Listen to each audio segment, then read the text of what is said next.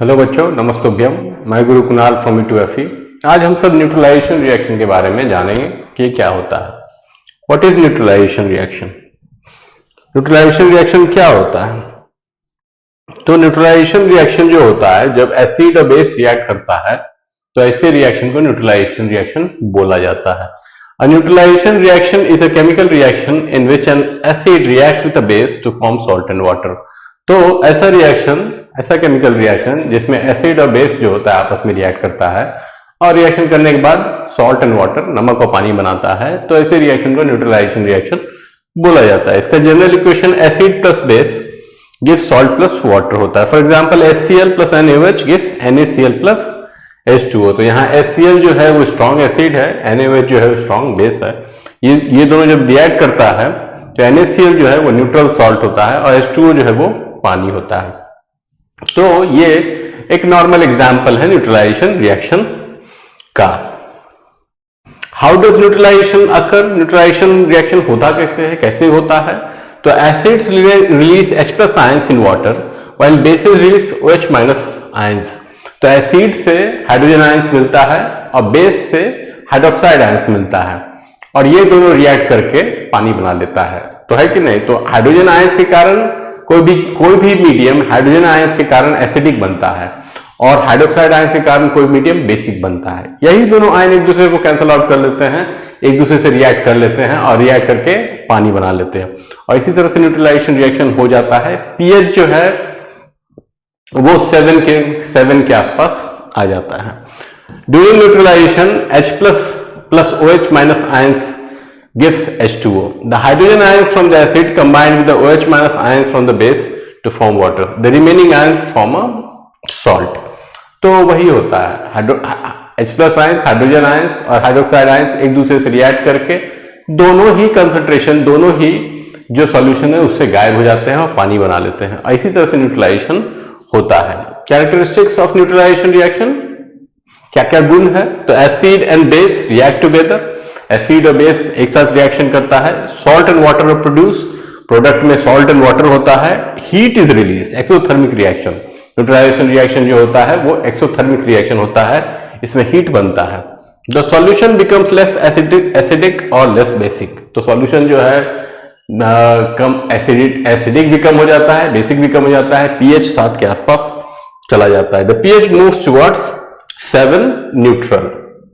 Examples of neutralization reaction, तो neutralization reaction के कुछ एग्जाम्पल जो है उसमें सबसे पहला hydrochloric acid and sodium hydroxide. ये दोनों का जो रिएक्शन है ये न्यूट्रलाइजेशन रिएक्शन का ही एग्जाम्पल है। HCl plus NaOH gives NaCl plus H2O, salt form sodium chloride.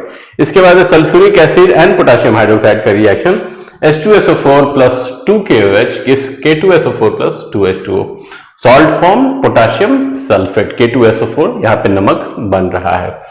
तीसरा एग्जांपल है nitric acid and calcium hydroxide का reaction 2HNO3 plus CaOH whole twice gives CaNO3 whole twice plus H2O, salt form कौन सा है? तो ये है calcium nitrate CaNO3 whole twice, यही नमक बन रहा है। इसके बाद है टाइप्स ऑफ न्यूट्रलाइजेशन रिएक्शन, कितने प्रकार के न्यूट्रलाइजेशन रिएक्शन होते हैं?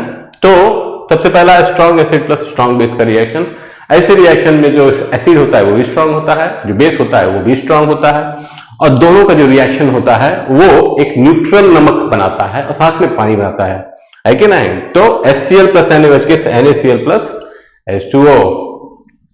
यहाँ NaCl जो है न्यूट्रल नमक है क्योंकि स्ट्रॉन्ग एसिड और स्ट्रॉन्ग बेस के मिलने से बन रहा है, दोनों एक दूसरे को पूरी तरह से न्यूट्रलाइज कर देते हैं, प्रोड्यूसर्स ए न्यूट्रल सॉल्यूशन। इसके बाद strong acid plus weak base का रिएक्शन, तो एसिड स्ट्रॉन्ग होना चाहिए और बेस वीक होना चाहिए। For example HCl plus NH4OH gives NH4Cl plus H2O। तो यहाँ HCl जो है स्ट्रॉन्ग एसिड है और NH4OH जो है अमोनियम हाइड्रोक्साइड, ये वीक बेस है और इसके कारण हम सबको मिलता है NH4Cl अमोनियम क्लोराइड और साथ में पानी बनता है। अब चूंकि एसिड स्ट्रॉन्ग है तो ऐसा जो नमक जो होता है वो एसिडिक होता है, ऐसा नमक, और जो सॉल्यूशन होता है वो एसिडिक सॉल्यूशन होता है, producers a slightly acidic solution. इसके बाद है weak acid plus strong base, है कि नहीं? तो एसिड वीक होना चाहिए, बेस स्ट्रॉन्ग होना चाहिए, जैसे CH3COH प्लस NaOH। तो यहाँ पे CH3COH एसिटिक एसिड है, ये वीक एसिड होता है और NaOH जो है सोडियम हाइड्रोक्साइड, ये स्ट्रॉन्ग बेस है। तो मिलता क्या बनता है? CH3CONa, है कि नहीं? ये हो गया ऐसे सोडियम एसीटेट प्लस H2O। तो ये जो नमक होता है ये बेसिक नमक होता है, क्योंकि ये स्ट्रॉन्ग बेस से बना है और वीक एसिड से बना है। जो वीक एसिड है वो जो स्ट्रॉन्ग बेस है उसको पूरी तरह से न्यूट्रलाइज नहीं कर पाता है, इसीलिए produces a slightly basic solution. इसके बाद importance of neutralization reaction in daily life. तो न्यूट्रलाइजेशन रिएक्शन का डेली लाइफ में कहां यूज होता है? तो जब भी इंडाइजेशन होता है या एसिडिटी होता है तो हम एंटासिड खाते हैं, है कि नहीं? पेट में जब एसिडिटी बढ़ता है तो हम एंटासिड खाते हैं। वो एंटासिड जनरली मैग्नीशियम हाइड्रोक्साइड होता है या बेकिंग सोडा भी खा सकते हैं। वो क्या करता है?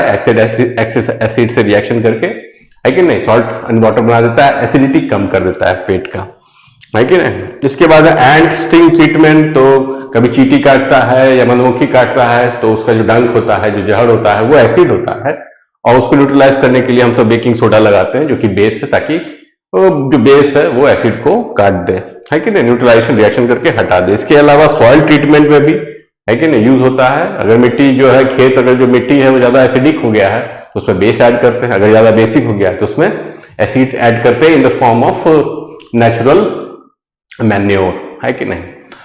अगर आपको हमारा कंटेंट अच्छा लग रहा है तो आप प्लीज सब्सक्राइब कीजिए, लाइक कीजिए, कमेंट कीजिए और हमारा जो साइट है e2fe.in उसको विजिट कीजिए, देखिए आपको क्या सूट कर रहा है और उसको देखिए और हमारे साथ जो है आगे बढ़िए, है कि नहीं। धन्यवाद।